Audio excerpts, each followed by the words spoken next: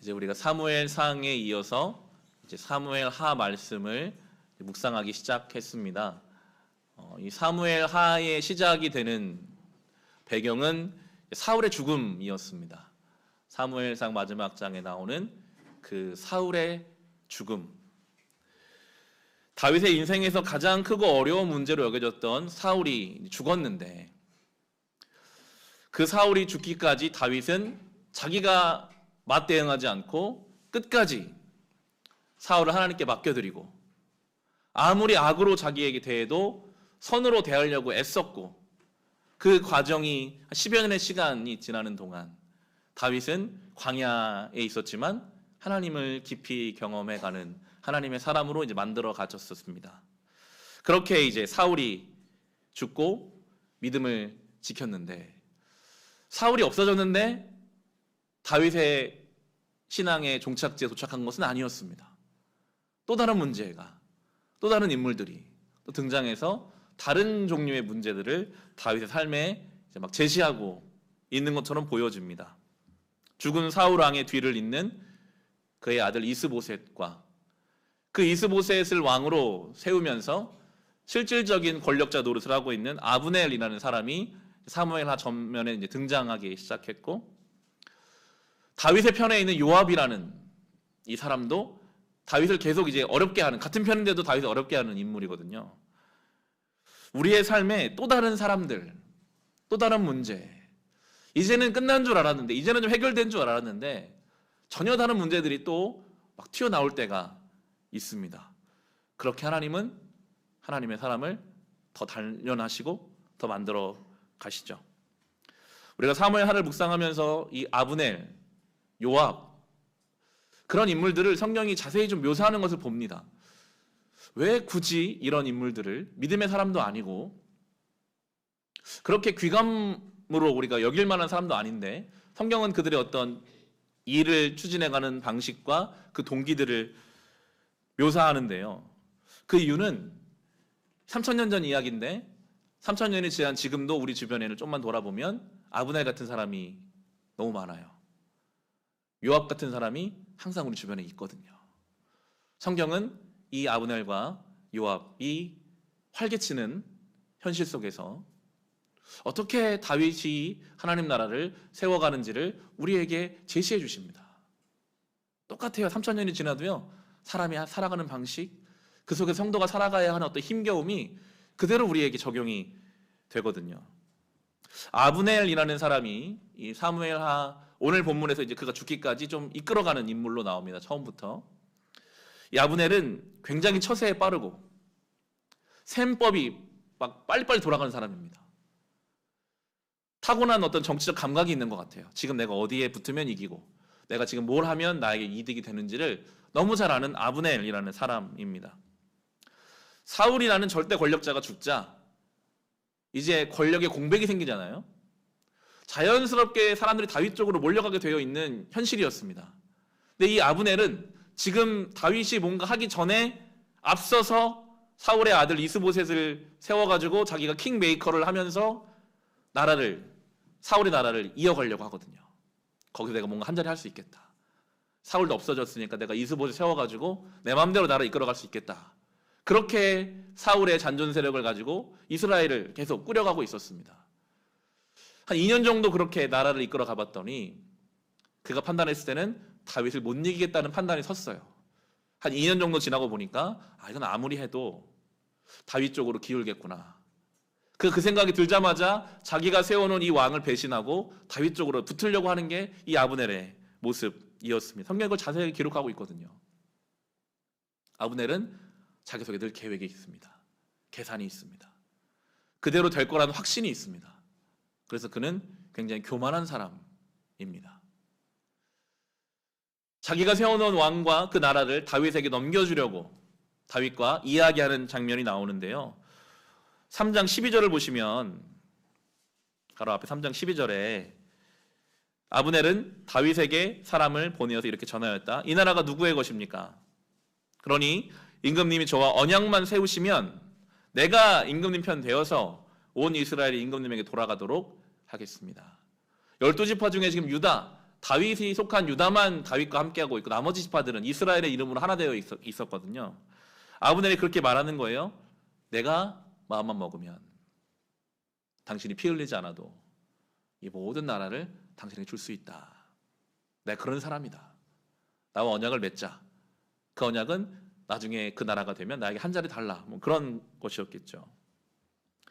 이스보셋은 그렇게, 이 아브넬은 그렇게 교만한 사람, 내가 마치 뭐가 되는 것처럼, 내 말 한마디 모든 것이 되는 것처럼 생각하는 사람이어서 그 바로 위에 11절을 보시면 이 말을 듣고 이스보셋은, 지금 아브넬이 세운 사울의 아들 왕입니다. 이스보셋은 아브넬이 두려워서 그에게 다시는 말 한마디 하지 못하였다.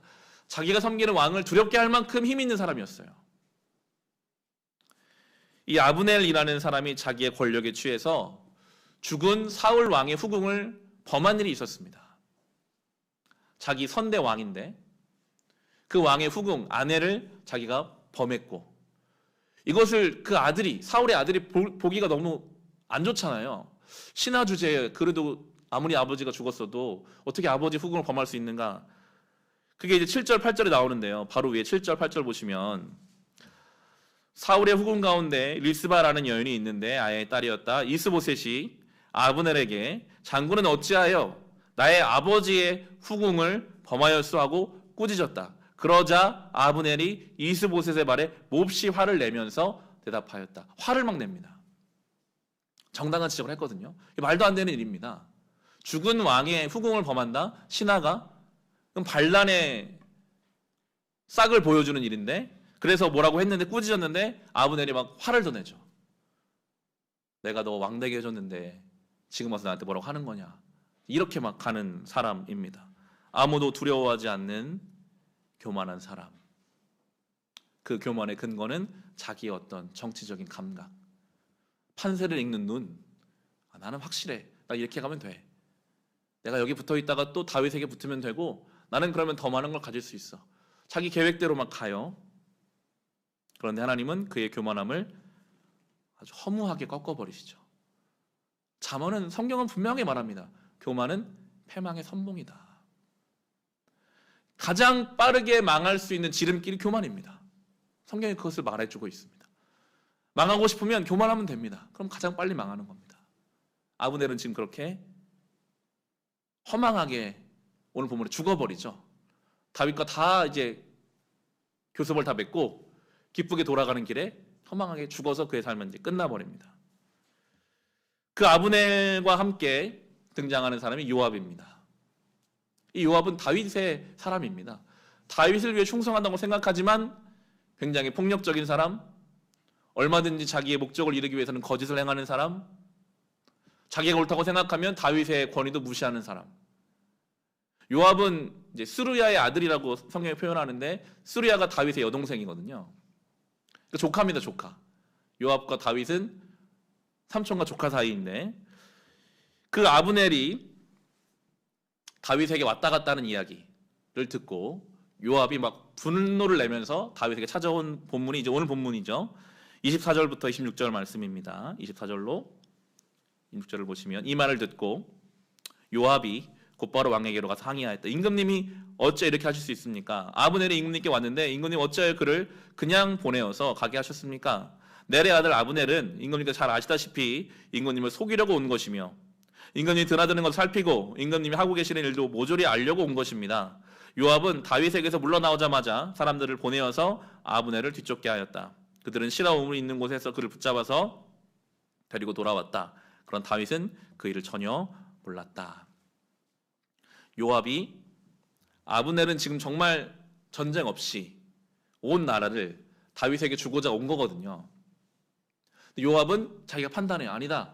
저 아브넬은 정탐하러 온 거다. 그는 다 거짓말이고 그는 우리에게 그 나라를 그냥 줄 리가 없다. 왜 다윗 왕이 그것을 판단하지 못합니까? 지극히 자기의 관점, 자기의 생각으로 다른 사람의 의도와 목적을 그냥 확정해버립니다. 그런 거 아닙니다. 이겁니다. 다른 사람의 의도를 자기 마음대로 판단하고 있습니다. 그리고 다윗은 분명하게 평안히 보내줬거든요. 다윗은 이 아브넬을 평안히 보내줬는데 자기 왕이 내린 결정을 자기 스스로 뒤집어 엎어서 가서 아브넬을 데리고 와가지고 그를 죽입니다. 그게 바로 27절이죠. 7절에 아브넬이 헤브론으로 돌아오니 요압이 그와 조용히 이야기를 하려는 듯이 성문 안으로 그를 데리고 들어갔다. 거짓말을 한 겁니다. 요압은 거기서 동생의 아사엘의 원수를 갚으려고 아브넬의 배를 찔러서 죽였다. 그를 죽였습니다. 이 아브넬이라는 사람이 자기 동생 아사엘을 일전에 전쟁 중에 죽였거든요. 죽음으로 이제 갚으려고 합니다. 당연히 죽어야지, 내 동생을 죽였으니까. 죽음으로 갚으면요, 또 다른 더 큰 죽음이 오게 되어 있습니다. 지금 이 아브넬이 북이스라엘을 대표하는 사람인데 이 교섭 중에 억울하게 죽었다는 소식이 전해지면 전면전이 일어날 수밖에 없는 상황입니다. 이스라엘 동족 안에 전쟁 없이 하나 될 수 있는 기회가 이 요압이라는 사람이 자기 동생 원수 갚으려고 아브넬을 죽임으로 인해서 이제는 전면전이 일어나 수많은 이스라엘 동족이 서로를 죽일 수밖에 없는 상황까지 와버린 거예요. 죽음이 더 큰 죽음으로 우리가 원수를 갚기 시작하면 우리의 삶은 황폐해져 갑니다. 속이 시원할 것 같고 통쾌할 것 같은데 아닙니다. 내 동생을 죽인 원수를 내가 죽인다. 그건 하나님께 맡겨드려. 다윗은 이제 그런 것을 보여주는데 하나님께 맡겨드릴 영역인데 내가 그것을 갚으려고 하면 더 큰 일이 또 다가오게 되어 있죠. 그리고 요압이 성경은 지금 원수를 갚으려고 아사엘을 죽였다라고 말하지만 만약에 지금 이 아브넬이 뜻한 대로 두 나라가 전쟁 없이 하나 되면 당연히 이 아브넬은 다윗의 나라에서 중요한 자리를 차지하겠죠. 그러면 이 요압의 어떤 적수가 되는 겁니다. 딱 계산이 서잖아요. 저렇게 정치 감각이 뛰어나고 큰 공을 세운 아브넬이 우리나라에 와서 한 자리를 차지한다? 그럼 나에게 걸림돌이 되게 뻔하거든요. 동생을 복수하기 위함도 있지만 뭔가 그런 정적을 죽이기 위한 복수로 볼 수 있는. 그러니까 이 요압에게는요, 자기밖에 없어요. 그냥 내가 보고 싶은 걸 보고 달려가는 것입니다. 이 결정으로 인해서 전쟁이 일어나서 이스라엘에 어떤 문제가 있을지 관심 없습니다. 그냥 지금 내 문제, 내 감정, 나의 이익, 다윗 왕이 뭘 원했는지 신경 쓰지 않습니다. 그냥 내가 가고 싶은 대로 막 달려가는 이 요압의 모습을 우리에게 보여주고 있죠. 다윗이 어려운 거예요. 외부적으로는 이 아브넬의 말을 어디까지 이거 들어야 되고 어디까지 분별해야 할까, 그런 어떤 분별력이 필요하고, 내부적으로는 요압 같은 사람이 자기 밑에 있어요. 자기 조카이기도 하고 내칠 수는 없는 사람인데 자기 마음대로 막 하는 폭력적인 거짓을 행하는 요압이 늘 주변에 있는, 다윗은 이런 상태에서 통치를 해가야 되는 어려움 중에 있습니다. 다윗이 이 요압을, 자기 말도 듣지 않고 마음대로 아브넬을 죽여버린 이 요압을 징벌하거나 자기 힘으로 죽이거나 책망하지 않고 최선을 다해서 이 모든 것을 하나님께 맡겨드리면서 다윗은 어떻게든지 품고 어떻게든지 생명을 향해서, 하나됨을 향해서, 연합을 향해서 몸부림치듯이 나아가는 이제 그의 어떤 해결 방법이 나옵니다. 평화와 생명과 하나됨의 방향으로 다윗이 가려고 하죠. 싸우려고 했으면 싸울 수 있었고 자기 힘으로 뭔가를 해결하려고 했으면 해결할 수 있었을 것입니다. 하지만 다윗은 그렇게 하지 않습니다. 28절부터 32절 말씀이 이 모든 일에 대한 다윗의 이제 반응입니다. 우리가 귀감으로 삼아야 할 부분인 것 같은데요. 28절 32절을 보시면 다윗이 그 소식을 듣고서 외쳤다. 넬의 아들 아브넬이 암살당하였으나 나와 나의 나라는 주님 앞에 아무 죄가 없다. 오직 그 죄는 요압의 머리와 그의 아버지의 온 집안 돌아갈 것이다. 앞으로 요압의 집안에서는 고름을 흘리는 병자와 나병 환자와 지팡이를 짚고 다니는 다리 저는 사람과 칼을 맞아 죽는 사람들과 굶어 죽는 사람이 끊어지지 않을 것이다. 요압과 그의 동생 아비새가 아브넬을 죽인 것은 아브넬이 그의 동생 아사엘을 기브온 전투에 죽였기 때문이다. 다윗은 요압을 비롯하여 자기와 함께 있는 온 백성에 명령하였다. 백성은 옷을 찢고 허리에 굵은 베옷을 두른 뒤에 아브넬의 상여 앞에서 걸어가면서 애도하여라. 그리고 다윗 왕도 몸소 상여를 뒤따라갔다. 백성이 아브넬을 헤브론에 장사 지내니 다윗 왕이 아브넬의 무덤 앞에서 목을 놓아 울었고 온 백성도 울었다. 37절을 보시면 그때에야 비로소 넬의 아들 아브넬을 죽인 것이 왕에게서 비롯된 일이 아님을 온 백성과 온 이스라엘이 깨달아 알았다. 자칫했으면 이스라엘과 유다의 전쟁이 전면적으로 일어날 수밖에 없는 상황이었는데 다윗 왕이 그 앞에서 울고 온 백성과 함께 이것을 애통해 함으로 말미암아 이스라엘이 저게 다윗이 하는 일은 아니구나. 우리가 분노 관리는 아니구나. 요압이라는 사람의 일탈 행동이구나. 이걸 알게 되어서 결국 전쟁이 일어나지 않고 이제 하나 되는 방향으로 가게 되거든요. 다윗 왕이 수고한 것이죠. 애통해 한 것이고 지혜롭게 문제를 풀어간 것입니다. 이것이 다윗이 앞으로 통치해야 할 현실이었습니다. 외부적으로도 늘 뭔가 어렵고 내부적으로도 말을 듣지 않는 요압 같은 사람이 있는 그 상황 속에서 다윗은 이제 하루하루 하나님을 의지해가면서 이제 이 길을 걸어가게 되는데요. 좀 복잡하잖아요. 이 이름도 그렇고 상황도 좀 복잡하지만 우리가 이 아브넬, 요압, 다윗 이 본문을 통해서 적용하고 묵상할 점들이 있습니다. 첫 번째로는 우리가 요압처럼 되지 않기를 우리는 깨어 있으면서 우리 스스로 지켜야 합니다. 분명히 자기의 권위자인 다윗은 아브넬을 평안히 보내줬는데 그게 왕의 결정이었어요. 요압의 입장에서는 마음에 안 드는 것이 있었어도 그걸 따라야 되거든요. 근데 요압은 안 따랐습니다. 왕의 생각은 왕의 생각이고 나는 억울하고 나는 저 아브넬을 죽여야겠고 나는 어떻게든지 내 감정과 내 모든 것을 풀어내야겠다. 그렇게 가버린 거죠. 그 가운데 거짓도 행하고 그 가운데 누군가를 죽이고 권위를 무시하는 일들이 있었습니다. 우리의 왕은 하나님이십니다. 하나님이 우리에게 분명한 하나님의 뜻과 방향성을 제시하십니다. 성경은 분명하잖아요. 하나님은 예수 그리스도를 통해서 이름 모식 7번이라도 용서하라. 분명하게 말씀하셨어요. 마치 다윗 왕이 분명하게 아브넬을 보내주라고 한 것처럼 우리에게는요 하나님이 제시하신 길이 아주 분명해요. 이름 모식 7번이라도 용서해줘라. 내가 너희를 사랑한 것 같이 너희도 서로 사랑하라. 우리는 그것을 알고 있는데 막상 어떤 자리가 오면 어떤 시간이 오면 요압처럼 난 하나님 말씀 모르겠습니다. 나는 당장 저 사람을 내가 미워해야겠고 내가 용서 못하고 나 저 사람 사랑 못합니다. 왕의 명령이 어떤지 왕의 방향이 어떤지 일단은 내 감정이 중요하고 내 상황이 중요하다. 내 것만 보고 달려가는 요압과 같은 모습이 때로 우리에게 있을 수 있습니다. 성경은 말씀하시죠. 공중나는 새를 보라 하나님 먹이시지 않느냐. 백합화를 보라 하나님이 그들을 책임지시지 않느냐. 그런데 왜 너희는 염려하느냐. 믿음이 적은 사람들아. 성경은 분명히 우리에게 말씀하십니다. 정말 하나님이 나의 창조주시고 나의 아버지시라면 우리는 내일 일을 염려하지 말아야 하는데 그게 성경의 가르침인데 우리는 또 요압처럼 염려의 자리를 막 뛰어가죠. 하나님은 하나님이시고 성경은 성경이고 나는 오늘 내일 일이 너무 염려됩니다. 심지어 그걸 가지고 기도하면서도 또 염려합니다. 또 불안해합니다. 왕의 결정과 왕의 권위를 나의 감정과 나의 믿음 없음으로 무시할 수가 있습니다. 다윗의 마음이 요압이라는 신하 때문에 상했던 것처럼 우리의 왕이신 하나님의 마음을 때로 우리의 믿음 없음이 상하게 할 수 있다는 것이죠. 예수님의 기도를 늘 생각합니다. 내 뜻대로 하지 마시고 아버지 뜻대로 하소서.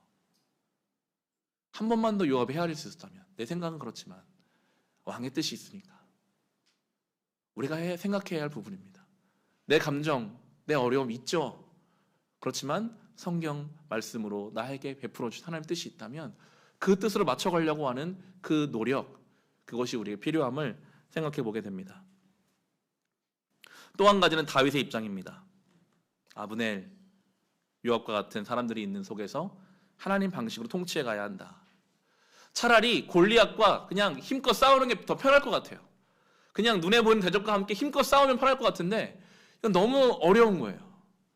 내 같이 있는 사람들, 요압이라는 사람, 내 족하고 나의 신하여서 어떻게 할 수도 없고 또 아브넬이라는 사람의 말은 너무 달콤해서 이 세상의 유혹은요 굉장히 신앙과 세속적인 것을 교묘하게 섞어서 우리에게 다가오기 때문에 그게 맞는 것 같고 그렇게 하는 것이 별로 하나님 앞에서 죄가 안 될 것 같이 우리를 유혹하는 경우들도 많이 있거든요. 신앙과 비신앙의 그 언저리에서 아주 불신앙적인 태도를 교묘하게 요구하는 세상 속에서 우리는 살아가고 있습니다. 그 가운데 우리가 성도로 살아간다. 그 가운데 우리가 다윗 왕처럼 우리의 삶을 하나님의 나라로 만들어 간다는 것은 정말 쉽지 않은 일입니다. 참 어려운 일입니다. 예수님도 그걸 너무 잘 아셔서 우리 본문 찾아보겠습니다. 마태복음 10장 16절 한번 가보겠습니다. 성도로 이 아브넬과 요압이 가득한 세상을 살아간다는 것이 얼마나 쉽지 않은지를 예수님 너무 잘 아셨어요. 그래서 제자들을 보내실 때 이렇게 말씀하셨습니다. 마태복음 10장 16절에서 20절 말씀입니다. 우리를 향한 말씀인 것 같기도 합니다. 마태복음 10장 16에서 20절 우리 같이 한번 읽어보겠습니다. 보아라, 내가 너희를 내보내는 것이 마치 양을 이리떼 가운데로 보내는 것과 같다. 그러므로 너희는 뱀과 같이 슬기롭고 비둘기와 같이 순진해져라. 사람들을 조심하여라. 그들이 너희를 법정에 넘겨주고 그들의 회당에서 매질을 할 것이다. 또 너희는 나 때문에 총독들과 임금들 앞에 끌려나가서 그들과 이방 사람 앞에서 증언할 것이다. 사람들이 너희를 관가에 넘겨줄 때에 어떻게 말할까 또는 무엇을 말할까 하고 걱정하지 말아라. 너희가 무슨 말을 해야 할지 그때 지시를 받을 것이다. 말하는 너희가 아니라 너희 안에서 말씀하시는 아버지의 영이시다. 아멘. 예수님께서 또 이 예배를 마치고 우리의 삶의 자리로 돌아갈 우리들을 보실 때 이렇게 보십니다. 마치 이리떼 가운데로 보내는 양처럼. 힘들겠구나. 주님이 너무 잘 아시죠. 다윗이 그 나라 이끌어가는 것이 고달픈 것처럼 우리가 세상 속에 성도로 살아간다는 것은요 정말 쉽지 않은 일입니다. 예수님이 조심하라 하십니다. 힘들 거야. 조심해라. 하지만 걱정하지 마라. 성령이 너희에게 계신다. 내가 너희와 함께한다. 주님이 그렇게 말씀하고 계시죠. 주님을 따라간다는 것은 그래서 불편하고 어려워야 정상적입니다. 누가복음 9장 23절에서 나를 따라오려는 사람은 자기를 부인하고 날마다 자기 십자가를 지고 나를 따라오너라. 그렇게 말씀하셨어요. 그냥 한 번 이벤트로 십자가를 지고 따라가는 게 아니라 날마다 자기 십자가를 지고 자기를 부인하고 주님을 따라가는 것. 그래서 우리의 신앙생활은 늘 좀 불편하고 부대껴야 정상적입니다. 너무 편하고 나는 너무 거칠 게 하나도 없습니다. 어쩌면 신앙적인 무감각일 수 있습니다. 우리 안에는요 늘 제된 본성이 또 자라나거든요. 그거를 부인하는 것은 참 아프고 힘든 일이에요. 그럼에도 날마다 자기를 부인하고 자기 십자가를 지고 주님을 따라가는 것. 그래야만 우리는 다윗처럼 그 아브넬과 요압 속에서도 하나님 나라를 세워갈 수 있는 것이죠. 쉽지 않기 때문에 주님께서는 우리에게 공동체를 주셨습니다. 혼자는 어렵지만 같이 하면 큰 힘이 됩니다. 제가 목요일에 한신대 신학대학원 다녀오는데 저를 포함해서 이제 한 분 더 목사님이 익산에서 목회하는 목사님 계시고 사회자 목사님 청주에서 목회하시는 목사님이신데 세 명 다 KTX를 타고 가다가 만났어요. 같이 만나서 대화를 나누는데 비슷한 상황이니까 그냥 쉽지 않은 그 목회 현장을 공유하는 것만으로도 위로가 되더라고요. 성도로 살아가는 건 쉽지 않습니다. 그렇지만 우리가 이렇게 교회 공동체 모여서 나도 쉽지 않지만 또 주의 도우심 받았습니다. 서로 기도해 주면서 서로 함께 가면서 가니까 갈 수 있는 거거든요. 그런 고백을 종종 듣습니다. 중부에 기도 제목을 내놓았더니 저 하나님이 응답해 주시는 것을 경험합니다.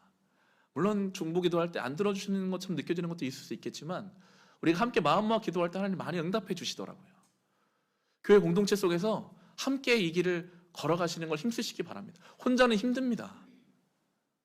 자기 십자가로 주를 따라가는 건 힘들지만 옆에를 보니까 이 사람도 또 그렇게 가고 있구나. 저 사람도 그렇게 가고 있구나. 같이 갈 수 있구나. 그게 얼마나 큰 힘이 되는지요. 그리고 무엇보다 우리 주님이 우리를 응원하십니다. 그 힘겨운 길을 가는 우리를 주님이 야, 너 왜 못해? 너 그것도 못해? 그러시는 분이 아니라 정말 우리를 응원해 주시고 격려해 주십니다. 제가 프로야구를 좋아하거든요. 그래서 야구 시즌이 시작되는데 아이들이 이제 많이 커가지고 제가 이제 야구를 좋아하니까 저희 아들이 물어봐요. 아무것도 모르면서 아빠 우리 팀이 이겼어? 이렇게 물어봐요. 뭐 스코어도 모르고 야구도 모르지만 뭐 보고 있으면 오늘 이겼냐고 물어봅니다. 그래서 안타를 치거나 홈런을 치면은 아이들과 하이파이브를 하고 애들은 해주고 이렇게 야구를 보는데, 지난 금요일에 송영진이라는 투수가, 저희 팀에 송영진이라는 투수가 고등학교 작년에 졸업한 이제 20살, 작년까지 고등학생이었고 처음 프로에 데뷔한 이 선수가 등판하는 일이 있었어요. 원래는 이제 자리가 없는 자리인데 그 자리에 있어 선수가 부상을 당해서 갑작스럽게 선발로 등판하는 일이 있었습니다. 대전고 출신이더라고요. 그래서 반가운 마음으로 송영진이라는 선수를 봤는데, 프로야구 최저 연봉 3천만 원입니다. 제일 조금 받는 사람들이 최저 연봉을 받는 루키, 신인, 이제 19살, 20살, 방금 고등학교 졸업한 그 선수가 너무 잘 던지는 거예요. 처음 등판했는데 5이닝을 잘 책임지고 잘 맞고 경기를 이제 잘 이겼습니다. 그 선수가 이제 등판한다는 것을 처음 소식 접하면서도 그냥 못해도 괜찮으니까 당연히 못할 수밖에 없죠. 처음 등판하는데 작년까지 고등학생이었는데 그 막 연봉을 막 수십억씩 받는 사람들 앞에서 그 친구가 이렇게 한다는 것이 쉬운 것이 아닌데도 잘 던지고 나서 이제 인터뷰를 하는데 떨리지 않았냐? 어떤 마음이었냐? 그냥 자기는 자기 공을 던졌다. 내가 할 수 있는 것을 했다. 그렇게 이야기를 하더라고요.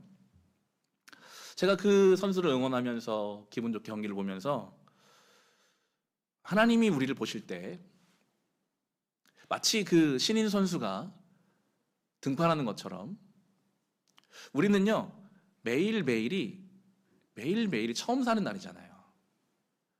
아무리 우리가 60년 70년 인생을 살았어도 이 2023년 이 4월 16일은 우리는 오늘 처음 사는 날입니다. 아무도 인생에서는 다 늘 매일매일이 우린 신인입니다. 감독이 신인 선수를 기용할 때는요 거기에 할만하니까 기용하는 거고, 실은 못해도 그 못하는 것을 거울 삼아서 다음번에 잘하면 되니까 거기 기용하는 것입니다. 그냥 그 선수에게 요구하는 것은 그냥 자기 공을 던지면 됩니다. 내가 가지고 있는 것을 최선을 다해서 하고 나머지는 그냥 맡기고 실패해도 그걸 거울 삼아 다음번에 더 잘할 수 있는 장을 삼으면 된다. 그게 기대감입니다. 하나님이 우리를 오늘을 살게 하신 이유는요 그냥 우리가 오늘 할 수 있는 거, 우리에게 가지고 있는 그 믿음을 가지고 그냥 우리의 공을 던지면 됩니다. 내가 사랑할 수 있는 만큼 사랑하시고 내가 믿음으로 싸울 수 있는 만큼 싸우고, 못하면요 그 못한 거를 거울 삼아서 내일을 살면 돼요. 다른 거 요구하지 않아요. 우리는 오늘을 처음 사니까요. 우리가 부모로 살아봤습니까? 안 살아봤잖아요. 우리의 몸에 변화가 옵니다. 저희 아내가 요즘 이렇게 보거든요. 이렇게 보기 시작하더라고요. 갑자기 자기가 노안이 왔대요. 이렇게 봅니다. 그런 거 우리가 처음 경험하잖아요. 내 인생에. 다른 사람 이야기는 들어봤지만 막상 내 몸에 어떤 변화가 오고, 다 우리는 마치 처음 등판한 그 신인 선수의 마음처럼 그날을 사는 겁니다. 우리를 그 자리에 세우신 감독은 우리에게 많은 걸 요구하지 않아요. 그냥 너 할 수 있는 거 해라. 그거 가지고 또 다음날 또 할 수 있다. 그렇게 우리는 주님의 그 응원을 받고 오늘 살아가는 겁니다. 여전히 삶은 쉽지 않습니다. 요압도 있고 아브넬도 있습니다. 우리는 양이고 세상은 이리떼와 같습니다. 그러나 주님이 우리를 보내시는 데에는 할만하니까 보내시는 거거든요. 함께 하실 거고 도와주실 것입니다. 주님의 그 마음을 우리가 믿음으로 붙잡고, 그래 내가 할 수 있는 것을 하고 안 되는 건 주님께 맡겨야지. 내가 오늘 못하면 내일 다시 한번 해봐야지. 그게 우리를 오늘을 살게 하신 우리의 인생의 감독이신 주님의 의도인 줄로 믿고, 오늘 다윗 왕처럼 우리의 삶의 자리를 아름다운 하나님의 나라로 우리 모두가 함께 세워갈 수 있으시기를 주님의 이름으로 축원합니다. 이 시간 주신 말씀 가지고